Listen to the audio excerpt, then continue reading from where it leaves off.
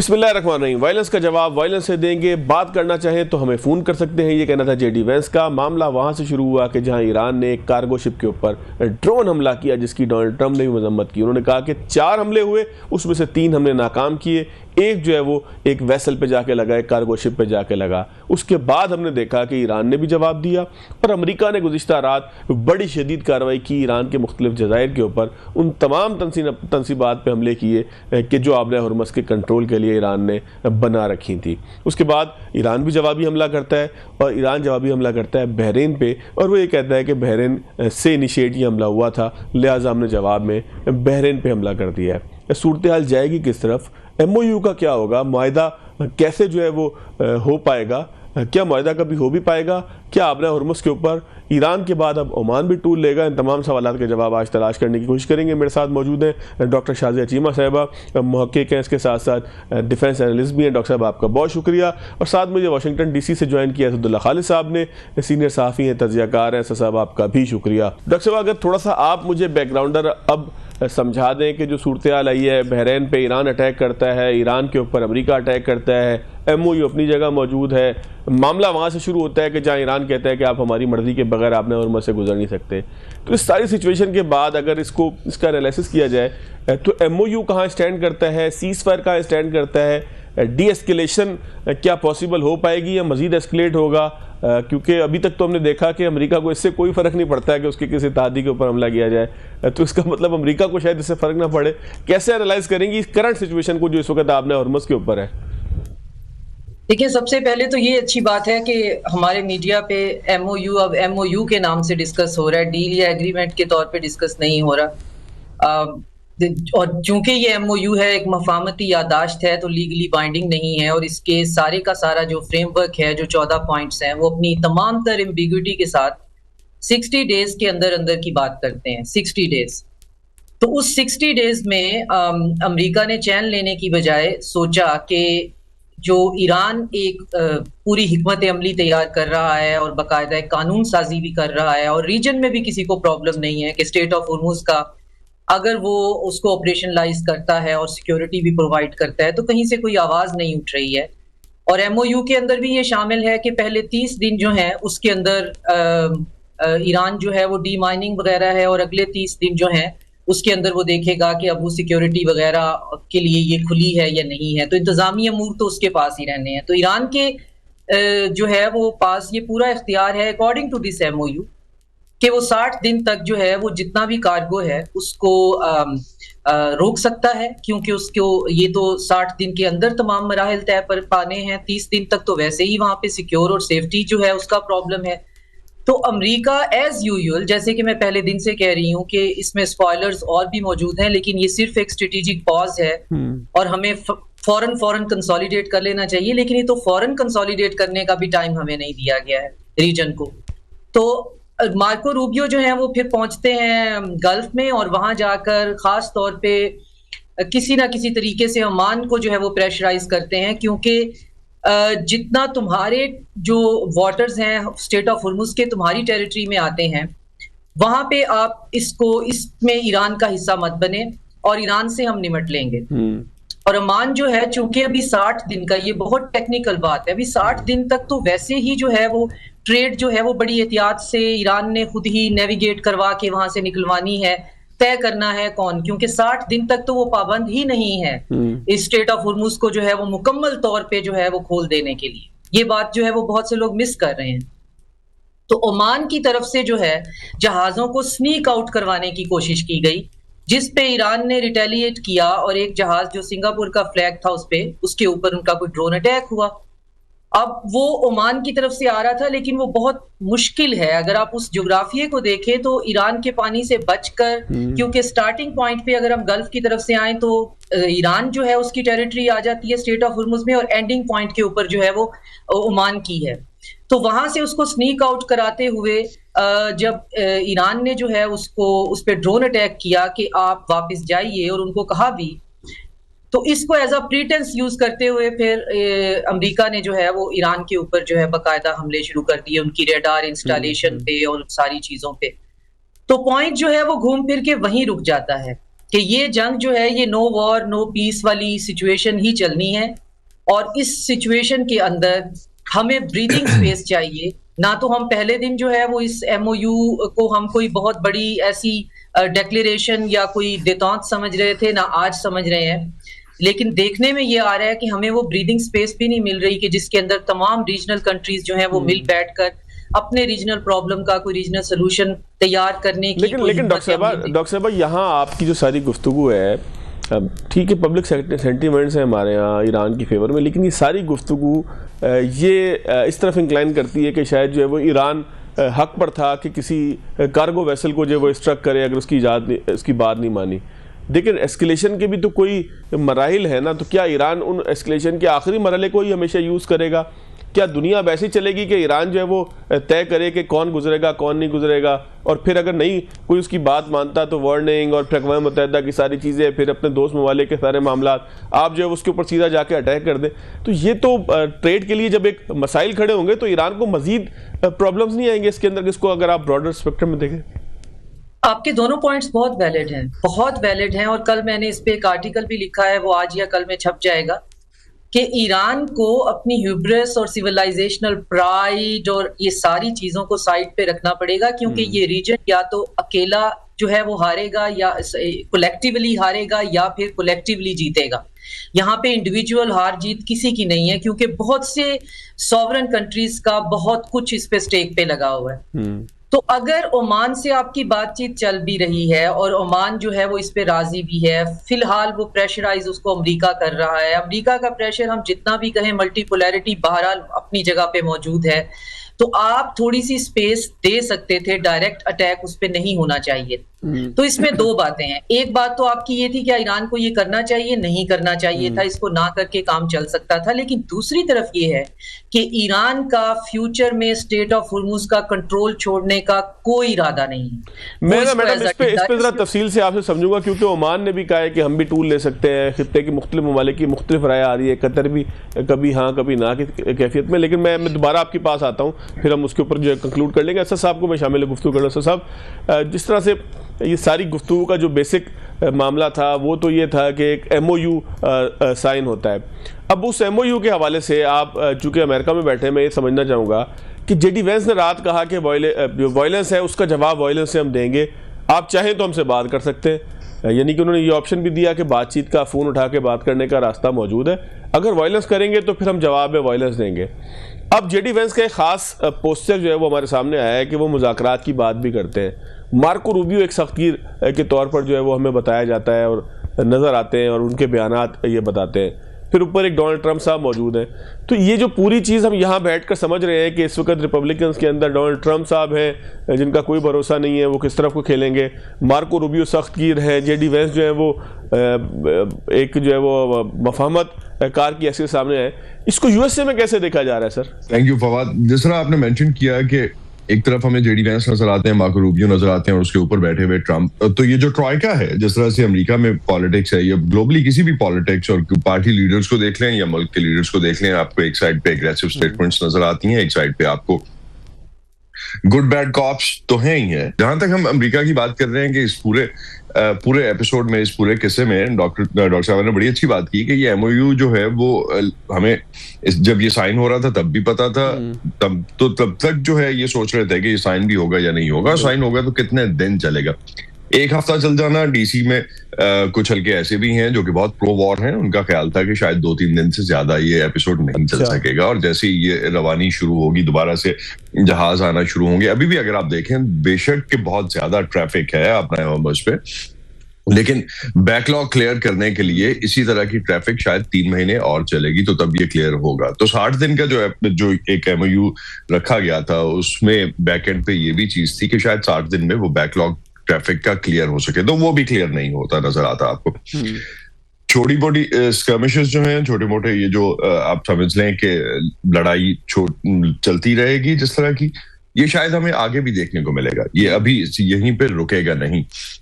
اس کے ساتھ markets linked ہیں, اس کے ساتھ اکانومی لنکڈ ہے, اور یہ کہاں تک ایران اس ریجن میں اپنا کنٹرول بڑھا سکے گا, जो कि एक अरसे से हमने देखा है। पिछले 100 साल में अगर देखें तो ईरान को डिफरेंट तरीकों से जिस भी इंपीरियल पावर ने यूज किया, चाहे वो ब्रिटिशर्स थे, उसके बाद अमेरिका था, या दोनों ने मिलकर किया। 1923 की एग्जांपल हमें पता है, 1953 में जिस तरह से मुसद्दक को चेंज किया गया, उसके बाद शाह को हटा के जब रेवोल्यूशन की बात हुई, तो रेवोल्यूशन में भी अली शरीयती एक बड़ा इंपॉर्टेंट चेहरा थे, जो हमें जिस पूरे एपिसोड रेवोल्यूशन के बाद नजर नहीं आया। तो किसके कितने इंटरेस्ट हैं, शायद हम उसको कह भी सकते हैं कि कॉन्स्पिरेसी थीरीज हैं, लेकिन आपको सॉलिड थोड़ा सा अगर आप डिग करें तो आपको ये डिटेल्स नजर आती हैं। तो ये हमेशा से रीजन के लिए कौन किसके बेनिफिट में कितना रहा है। एक बात शुरू में जो हम कर रहे थे, एक बहुत इंपॉर्टेंट किस्सा ये है कि इस वक्त आपके पास वर्ल्ड ऑर्डर नहीं है। जो ग्लोबल वर्ल्ड ऑर्डर था, जो वर्ल्ड वॉर 2 के बाद किसी भी तरह से किसी शक्ल में था और काफी अरसे तक चलता रहा, टिल द टाइम 2000 जब हम 9/11 जब हुआ है, उसके बाद से वो कोलैप्स होता होता यहां तक पहुंच गया है कि अब सिर्फ अमेरिका की मिलिट्री माइट है और पूरी दुनिया उसके अकॉर्डिंगली चलेगी। इजराइल उसको लॉबी कर सकता है क्योंकि उसके पास इतना वो इस अमेरिकी स्टेट के अंदर इतना एम्बेडेड है कि वो किसी भी तरह से उसको मैनूवर करता रहा है, करता रहेगा, शायद आगे भी इसी तरह से चलेगा। लेकिन जनरेशनल शिफ्ट हमें नजर आता है उसमें। अगर आप नए वोटर्स को देखते हैं, या जो इवन यंग कांग्रेसमैन अगर आप उनकी भी बात करते हैं, और उससे रिसेंट एग्जांपल जो है वो आपको न्यूयॉर्क में जो 3 नए इलेक्टेबल्स जो इलेक्टेड मेंबर्स हैं, जो कि आगे प्राइमरीज से विन करके आते हैं। डेमोक्रेट पार्टी अपने जब नॉमिनेट कर रही होती है लोगों को, और उनमें से 3 लोग, दोनों पार्टीज नॉमिनेट करती हैं, उनमें से 3 लोग जो जीत के आगे आए, उसको अगर हम देखें तो वो टिपिकल एस्टेब्लिशमेंट के अगेंस्ट कैंडिडेट्स हैं। एस्टेब्लिशमेंट को हम अलाइन कर लेते हैं इजराइल के साथ इस इक्वेशन में, तो आपको अंदाजा होगा कि यहाँ पे भी एक शिफ्ट है, जनरेशनल शिफ्ट है, वो अब हर तरफ नजर आना शुरू होता है, चाहे वो पब्लिक ओपिनियन के केस में हो। ये फरमाइएगा कि अब एक ऐवान नुमाइंदगान से करारदाद मंजूर होती है, वो सेनेट में भी मंजूर हो जाती है कि जहां रिपब्लिकन्स की अक्सरियत है, तो इसको ये पॉलिटिकल एक जो सेटबैक था, ट्रंप उस पर नाराज भी नजर आया। उन्होंने कहा आपने मेरा काम मुश्किल कर दिया, लेकिन करूंगा मैं फिर भी पूरा। तो अगर ये कहते हैं कि मुझे मेरा काम मुश्किल कर दिया, इसका मतलब कहीं ना कहीं एथिकली उनको भी डैमेज कर रही है ये चीज़। तो एक पब्लिक सेंटीमेंट क्या है असद साहब, वाशिंगटन की अगर हम बात करें, वहां पर आम आदमी क्या समझता है कि इस जंग से निकल आना चाहिए, बस बहुत हो गई? जी, आम आदमी समझता है कि जंग से निकल आना चाहिए, लेकिन कितने परसेंट? अगर 60% लोग समझते हैं जंग से निकल आना चाहिए, तो दूसरी तरफ 40% ऐसे भी हैं जो समझते हैं कि जंग से बाहर नहीं आना चाहिए। उनको कितना पता है, और ये सर्वेज भी कितने रिलायबल हैं, मैं शायद उस पर भी नहीं जाऊंगा, लेकिन एक आपको फीलर जरूर देते हैं। तो इन फीलर्स के अगेंस्ट अगर आपको अभी भी 40%, और खासतौर पे जो रेड स्टेट्स हैं, जो रिपब्लिकन की स्टेट्स हैं, आप उनमें मैं भी रिसेंटली कुछ डिफरेंट स्टेट्स में जाने का इत्तेफाक हुआ कुछ काम से, तो हर स्टेट का बहुत सी जगहों पे किसी को इस बात से फर्क नहीं पड़ता कि ईरान क्या कर रहा है और इजराइल क्या कर रहा है उस रीजन में। उनको सिर्फ ये फर्क पड़ता है कि उनकी गैस प्राइस कितने की थी। अगर 3.5 की या 3 की वो 1 महीना पहले डलवा रहे थे, आज वो 3.5 की डलवा रहे हैं, उनको उस चीज से फर्क पड़ता है। इस फर्क की वजह से वो कहते हैं कि जो रिटायरमेंट फंड, इस फर्क की वजह से वो जंग चाहते हैं कि ना हो। लेकिन उसमें भी एक लॉबी ये है, और एक पॉइंट ये है कि मुल्कों को कुछ कुर्बानियां देनी पड़ती हैं अगर हमने बड़े जो स्ट्रेटेजिक इंटरेस्ट हैं वो अचीव करने हैं, तो they are fine with that. वो 50 सेंट्स के या $1 के फर्क से नो डाउट बहुत फर्क पड़ता है, लेकिन ऐसा इतना बड़ा फर्क नहीं पड़ा कि आप मुजाहिरे देखना शुरू हो जाएं, या इतना बड़ा फर्क, या इतना बड़ा ट्रिगरिंग पॉइंट नहीं आया कि वियतनाम की तरह वियतनाम जंग के मौके पे जिस तरह के मुजाहिरे देखने को मिले थे। असद साहब, मैं जरा कंक्लूजन के लिए आपके पास आऊंगा, लेकिन मैडम जरा आप ये फरमाइएगा कि आपने हुर्मुज़ पे, अब ओमान कहता है कि हम टूल ले सकते हैं क्योंकि वहाँ नेविगेशन के लिए हमें सिस्टम लगाना पड़ेगा, इन्वायरमेंट हमारा ख़राब होगा, उसके लिए हमें जो है वो टूल चाहिए होगा। अब ओमान की तरफ से भी सिग्नलिंग आई है, अमेरिका बड़ा नाराज़ हुआ था जब पहले उन्होंने सिग्नल दिया, तो उन्होंने कहा बमबारी करेंगे, ऐसी कि याद करोगे। 200-250 साल पुराना ताल्लुकात भी भूल गया था अमेरिका। तो अब आप मुस्तकबिल क्या देख रही हैं? कोई जिस तरह से बात हो रही थी कि एनवायरनमेंट के नाम पे कोई टैक्स लग सकता है, आपने हुर्मुज़ पहले की कंडीशन पे बहाल नहीं होगी, फिर कतर ने भी कभी सिग्नल देता है कि हाँ जी एनवायरनमेंट टैक्स ले सकते हैं, कभी कहता है नहीं, फिर मुत्तहिदा अरब इमारात है, बाकी सब। तो अब कंक्लूजन इसका क्या बनेगा आपने हुर्मुज़ के मामलात का, लगता क्या है आपको? देखिए, जब भी जो है आप ब्रॉडर वेस्ट के साथ कोई मुआहदा या एग्रीमेंट करने के लिए बैठते हैं, तो रिसेंट हिस्ट्री हमें बताती है कि वो एग्रीमेंट इनकेपेबल है।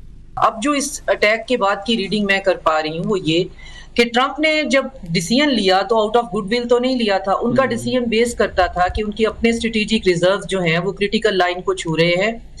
جو اسٹریٹجک ریزرو ان کو ٹیکنیکلی استعمال ہی نہیں کرنے چاہیے سینٹ کے اپروول کے بغیر, وہ انہوں نے سپرفیشلی مارکیٹ کو سٹیبل کرنے کے لیے جو ہے وہ کر رہے ہیں. اور ادھر سے چائنا جو ہے وہ اس نے بھی اپنے اسٹریٹجک ریزروز میں ڈپ کیا, تو آپ پرائس کو دیکھتے ہیں کہ وہ آسمان سے نہیں چھوئی, اور سارے اقتصادی ماہر جو ہیں وہ بیٹھے ہوئے ہیں کہ ہمارے جتنی بھی کیلکولیشن ہے وہ غلط کیسے ہوئی. تو وہ غلط اس طرح سے ہوئی کہ دونوں جو بڑی طاقتیں ہیں انہوں نے اپنے اسٹریٹجک ریزرو جو ہیں وہ مارکیٹ میں ڈالنے شروع کر دیے تاکہ نوز ڈائیو سے بچ جائیں ہم اس اکانومی کی. ٹرمپ نے یہ جب اس پیج 2 صفحوں کے اوپر سائن کرنے سے سوچا ہوگا, یہ میری انڈرسٹینڈنگ اب ہے, کہ جتنا جو بیک لاک ہے وہ 60 دن کے اندر اگر ہم کور کرتے ہیں تو کافی جو ہے وہ مارکیٹ اور سٹیبل ہو جائے گی.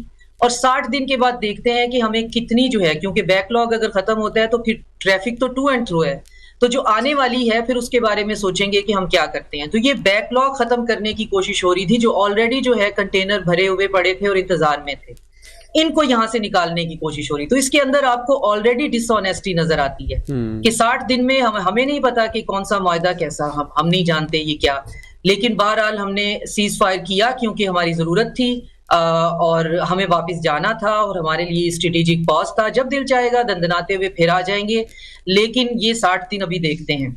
اور ایران کو بھی اس بات کا پتا تھا, اس لیے اس نے سب سے اوپر جو ہے وہ لیبنان کا مسئلہ رکھا ہوا تھا. اس نے ان چیزوں کی نمبرنگ ہی ایسے کی ہوئی ہے کہ پہلے یہ چیز ہے, دوسری چیز ہے, تیسری چیز ہے. تو اس میں اب یہ جب گڈ ول ہی نہیں ہے ایک پارٹی کی, تو آپ اس مسئلے کو حل کیسے کر سکتے ہیں؟ پھر جنگ ہو رہی ہے تو ڈی مائننگ بھی نہیں ہو سکتی, جنگ ہو رہی ہے تو باقی فریم ورکس بھی نہیں ہو سکتے. اس کے لیے آپ یہ کہتے ہیں کہ پراپر ایک ایگریمنٹ ہوگا, کوئی میثاق ہوگی تو ہی پھر آگے کی طرف بڑھ سکیں گے. نہیں, میں بالکل یہ نہیں کہہ رہی ہوں کہ ایگریمنٹ ہوگا. ایگریمنٹ تو میں کبھی بھی نہیں دیکھ رہی, ہورائزن پہ کبھی بھی نہیں دیکھ رہی. اچھا, and I am only the few ones کے جو کہتے ہیں کہ ایگریمنٹ وغیرہ ہم نہیں دیکھ رہے ہیں, لیکن ہم صرف یہ 1 day at a time سوچ رہے ہیں کہ 1 day at a time. آپ کا پوائنٹ بالکل ٹھیک تھا کہ کیا ایران ریٹیلیٹ کرنے سے رک سکتا تھا, اس سنگاپورین جو ہے وہ اس پہ ویسل پہ کیا ضرورت تھی. لیکن پھر اگر ایرانین سے پوچھا جائے تو وہ کہتے ہیں ہمارے پاس اپنی ڈیٹرنس کے علاوہ ہے کیا, نیوکلیئر تو چلو نہیں ہے, تو ہمارا state of Hormuz he nuclear ہے, ہم نے بھی تو سروائیو کرنا ہے, ورنہ یہ لوگ ہمیں کھا جائیں گے. یہاں پہ آگے ہمارا کوئی آرگیومنٹ نہیں ہے کہ نہیں کھائیں گے, ہم گارنٹی دیتے ہیں, کوئی نہیں دے سکتا ہے.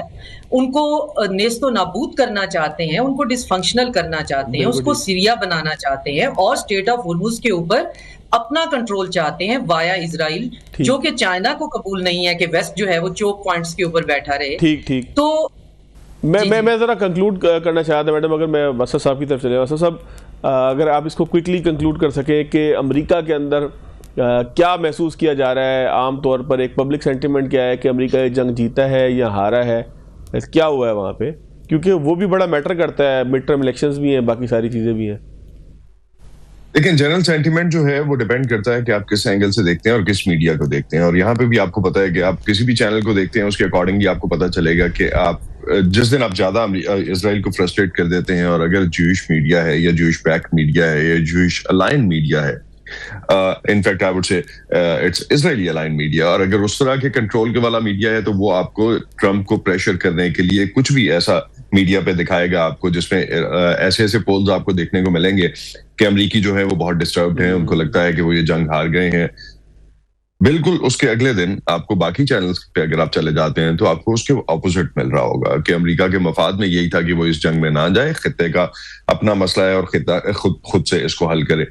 لیکن اگر آپ تھوڑا سا پیچھے ہٹ کے, ڈاکٹر صاحبہ نے بڑی جو بات کی وہ بہت معنی رکھتی ہے کہ آپ کے ایگریمنٹ ہونے نہیں جا رہے, اور اگر ایگریمنٹ ہو بھی جاتے ہیں تو وہ امپلیمنٹ کیسے ہوگا. ابھی ہم نے جے سی پی او دیکھ لیا اس سے پہلے جو اوباما کے دور میں ہوا اور کس طرح سے ختم ہوا, اور گلوبل ایگریمنٹ جس طرح سے ٹرمپ نے ختم کیے ہیں, تو اگلے سال 2 سال میں تو یہ قصہ کہیں جانے والا نہیں ہے, یہ پیٹرن اسی طرح سے چلے گا. امریکی جو ہے شاید اس چیز کو اپنے آپ کو امیون کر چکے ہیں, لیکن مڈ ٹرم میں جہاں تک آپ نے کہا, مڈ ٹرم میں نو ڈاؤٹ ابھی تک کے جتنے بھی آپ کنسنسس دیکھ لیتے ہیں, جتنی بھی آپ اوپینین پولز دیکھ لیتے ہیں, اور جتنے بھی ایکسپرٹ سے آپ بات کر رہے ہیں ڈی سی میں, ایک پینک ریپبلکنز میں ضرور ہے, اور وہ خاص طور پہ پینک یہ ہے کہ مڈ ٹرم میں ان کو نہیں لگتا سینٹ شاید وہ بچا سکیں, لیکن ہاؤس وہ کسی ضرورت بچا نہیں سکیں گے. بہت اہم بات ہے کچھ لوگ جو ہے وہ اسکیپٹیکل ہیں. میں جو میرے پاس وقت ختم ہو رہا ہے, لیکن میڈم آپ کی بات جو ہے وہ یہاں سے بالکل سمجھ میں آتی ہے کہ اگر پینک موجود ہے جمہوری معاملات میں، الیکشن کے معاملات میں، تو اس کا مطلب یہ ہے کہ جو ہے وہ حالات اسی طریقے سے رہنے ہیں۔ آپ دونوں مہمانوں کا بہت شکریہ۔ یہاں ایک چھوٹا سا بریک لیں گے، بریک کے بعد ایک بڑا اہم انسانی مسئلہ ہے وہ کیا، ذرا اس کے اوپر بات کریں گے۔ اچھا بھٹی صاحب، یہ جو پروسیس کے دوران پکڑا گیا، یہ ایف آئی اے نے کوئی اس میں جو ہے وہ کسی ایجنسی کی ہوٹا وغیرہ جو آپ کی ہے ٹرانسپلانٹ کی، وہ بھی ساتھ تھیں یا صرف یہ تھی؟ کیا اطلاع کیا تھی ایف آئی اے کے پاس، کی کوئی ہے ڈیٹیل؟ دیکھیں، جو ابھی تک میری اطلاعات ہیں اس کے مطابق ایف آئی اے نے یہ جو چھاپا مارا ہے تو اس میں ہوٹا کے کچھ ایڈمنسٹریٹو افسران شامل تھے، اس میں ایک خاتون ان کی شامل تھیں اور ایک مرد اہلکار جو ہیں ہوٹا کے وہ شامل تھے اس میں۔ اور اس کا جو مقدمہ ہے وہ بھی انہوں نے جو ہے ہوٹا ایکٹ 2010 کی سیکشن 2 کی سب سیکشن ای کے تحت جو ہے انہوں نے درج کیا ہے۔ لیکن سب سے اہم سوال ابھی تک ماہرین جو ہے وہ یہی ان کے ذہن میں ہے کہ کیا یہ جو پلیسنٹا ہے کیا یہ ہوٹا کے دائرۂ کار میں بھی آتا ہے یا نہیں، کیونکہ بڑے صاحب آپ اس کو فضلہ کہہ رہے ہیں نا، یہ فضلہ ہے، یہ تھیلیوں میں ڈال کے پیک کیا جاتا تھا۔ کل کو آپ کہیں گے بال اگر کوئی لے گیا انسان کے، اس کے اوپر بھی کیس ہوگا، پھر کوئی ناخن پہ کیس ہو جائے گا، پھر کوئی واش روم کے اندر ٹینک لگا لے گا تو اس کو بھی اوپر بھی آپ کیس کر دیں گے۔ جی ہاں بالکل۔ دیکھیں، یہ تو کچھ لوگ، جو کچھ ماہرین سے میری بات ہوئی ہے، وہ کہہ رہے ہیں کہ یہ ایک سنسنی پیدا کرنے والی خبر کے لیے یہ کام کیا گیا ہے۔ بیسیکلی یہ پلیسنٹا جو ہے، اس پہ تو ہم پچھلے 15-20 سالوں سے ہم رپورٹ کر رہے ہیں کہ اگر آپ سول اسپتال کراچی جائیں، جناح اسپتال جائیں یا یہاں پیمز یا پولی کلینک جائیں تو یہ پلیسنٹا آپ کو کتے بلیاں کھاتے ہوئے نظر آتے ہیں۔ اب اگر دنیا میں اس کی کوئی اہمیت بن گئی ہے، دنیا میں اس سے جو ہے وہ اہمیت کیا ہے بھٹی صاحب، یہ بھی بتائیں نا، کیوں جمع کر رہے ہوں گے؟ کوئی وجہ تو ہوگی نا، انسانوں نے کھانا ہے کوئی، مطلب میں اب کسی قوم کا نام لینا چاہ رہا، کچھ ایسی قومیں بھی تو ہیں نا جو کتے بلی سب کچھ کھا جاتے ہیں، بلکہ میں ایک ویڈیو دیکھ رہا تھا کہ وہ ریچھ کے پاؤں بھی کھا جاتے ہیں نا، وہ جیسا ریچھ کے پائے بنا کے۔ یہ دیکھیں، یہ خوراک کے طور پہ تو بہرحال استعمال نہیں ہوتا۔ کتے بلیاں تو خیر اب ہمارا اپنا قصور ہے کہ ہم کوئی اگر ہیومن ویسٹ ہے تو اسے ایک جو ہے وہ محفوظ طریقے سے اس کو ٹھکانے لگانا چاہیے، اس کو انسنریٹ کرنا چاہیے۔ لیکن دیکھیں، اب جو میری تحقیقات کے مطابق یہ جو پلیسنٹا ہے اس کے اندر جو ہے وہ اسٹیم سیلز کی ایک بہت بڑی مقدار ہوتی ہے۔ اس میں جو یہ جو پلیسنٹا ہے اس کو پروسیس کیا جاتا ہے، اس کے بعد اس کو جو ہے -180 یا 196 ڈگریز پہ اس کو فریز کیا جاتا ہے۔ اس کے بعد جو ہے اس کو استعمال کیا جاتا ہے۔ ایک تو دیکھیں اس سے بہت ساری جلد کی پروڈکٹس بنتی ہیں جو عام طور پر مجھے بتایا گیا ہے کہ چائنا میں، ویتنام میں، مختلف جگہوں پر اس سے کاسمیٹکس کی بہت ساری چیزیں بن رہی ہوتی ہیں۔ دوسرا یہ کہ اس پلیسنٹا میں اسٹیم سیلز کی بہت بڑی جو ہے نا وہ مقدار ہوتی ہے۔ ایک چیز ہوتی ہے جب اسی پلیسنٹا میں وہ کہلاتا ہے کارڈ بلڈ، جس خون جو ہوتا ہے، جو انول نال میں جو خون ہوتا ہے جو بچے کی، اس میں جو ہے سب سے زیادہ جو ہے اسٹیم سیلز کی تعداد ہوتی ہے۔ تو اگر کسی بچے کا یہ جو کارڈ بلڈ ہے اس کو محفوظ کر لیا جائے اس کی پیدائش کے بعد، اور اس کے ذریعے بعد میں اگر اس کو کوئی تکلیف ہوتی ہے، کوئی بیماری آتی ہے، کوئی ہڈیوں کا یا آرگنز کا کوئی مسئلہ ہوتا ہے، تو ان اسٹیم سیلز کو یوز کر کے اس سے وہ آرگنز جو ہے ری جنریٹ کیے جا سکتے ہیں۔ یہ ری جنریٹو میڈیسن کے لیے بہت زیادہ امپورٹنٹ آرگن ہے۔ تو یہ تو ہے مہذب دنیا میں جہاں پر یہ کام ہو رہا ہے، ہو سکتا ہے چائنا میں بھی ہو رہا ہو، ویسٹ میں ہو رہا ہو۔ ابھی مجھے آج پتہ چلا ہے کہ ایسی کچھ کمپنیاں پاکستان آئی تھیں جو یہ چاہ رہی تھیں کہ وہ اسٹیم سیلز پر کام کریں، اس کے علاوہ وہ یہاں سے جو ہے بایولوجیکل پروڈکٹس بنائیں، لیکن ہمارا جو ریڈ ٹیپزم ہے اس نے جو ہے اس کو ممکن نہیں بنایا۔ اور ہم آخرکار کر کیا رہے ہیں؟ ہم یہ کر رہے ہیں کہ اگر کوئی یہ کام کرتا بھی ہے تو ہم جو ہے وہ ان کو گرفتار کرتے ہیں اور اس کو جو ہے پھر ایک خبر بناتے ہیں۔ کبھی ہم کہتے ہیں کہ انسانی اعضاء پکڑے گئے، کبھی کہتے ہیں کہ ہم جو ہے وہ کھانے کے لیے جو ہے وہ لوتھڑے جمع کر رہے تھے۔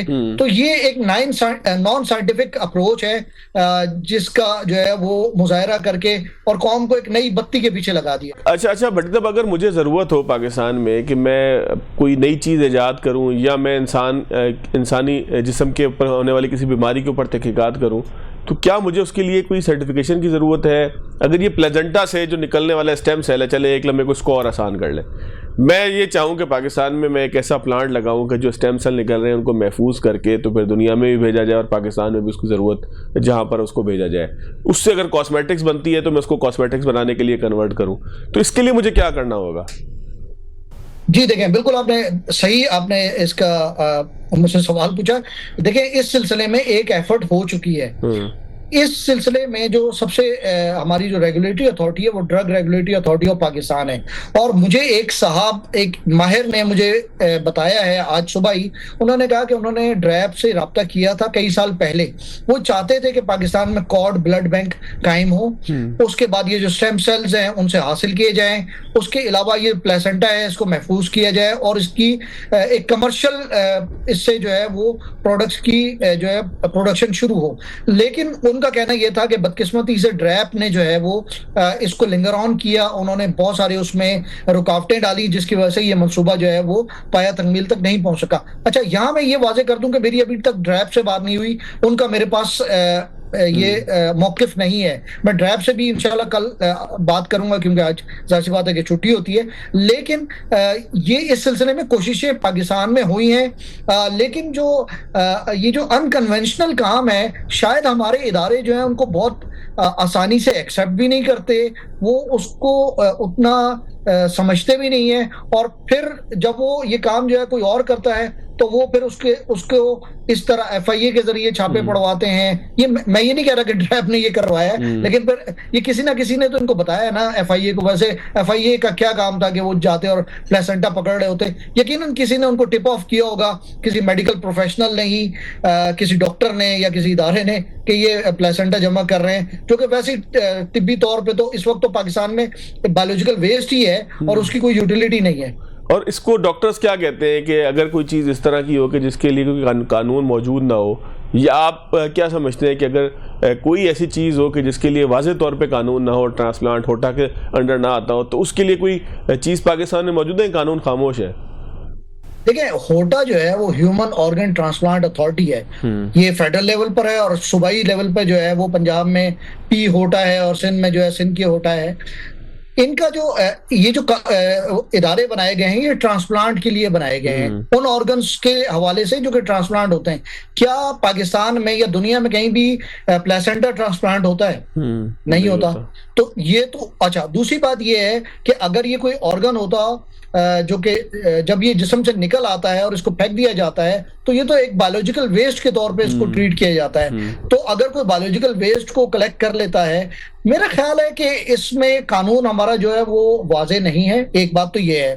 دوسری بات یہ ہے کہ اس حوالے سے قانون سازی کی بھی ضرورت ہے, اور اس کو یہ جو شکیں ہیں قانون کی اس کو واضح کرنے کی ضرورت ہے تاکہ ہمیں پتہ چل سکے کہ ہم جو ہے وہ دنیا کس طرف جا رہی ہے اور ہمارے قوانین جو ہیں اب وہ ان میں وہ مطابقت نہیں ہے کہ وہ کسی کو اس حوالے سے ریگولیٹ کر سکیں اس شعبے کو. بہت شکریہ وقار بھٹی صاحب میرے ساتھ موجود تھے. ناظرین آج کے شو سے اتنا ہی اجازت دیجیے گا. اللہ حافظ.